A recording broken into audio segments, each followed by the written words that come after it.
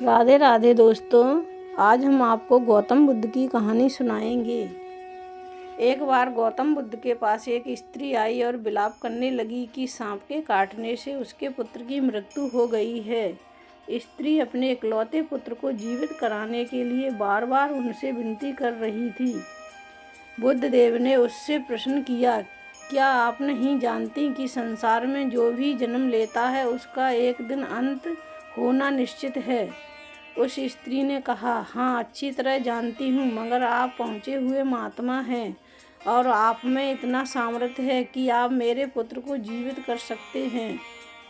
इसलिए मैं आपसे याचना कर रही हूँ। मेरा वह बेटा मेरी इकलौती संतान थी।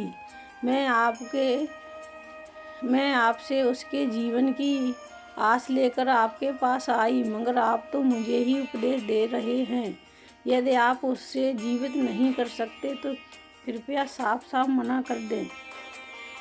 बुद्ध देव ने जान लिया कि पुत्र वियोग में शोका मगन इस स्त्री को समझाना कठिन है। उन्होंने कहा, ठीक है, मैं तेरे पुत्र के लिए प्रभु से प्रार्थना करता हूँ, मगर तू इसके लिए किसी घर से राई लेकर आ। लेकिन इस बात का ध्यान रखना कि जिस घर से तू राई लेकर आए उस घर में कभी किसी की मृत्यु नहीं हुई हो।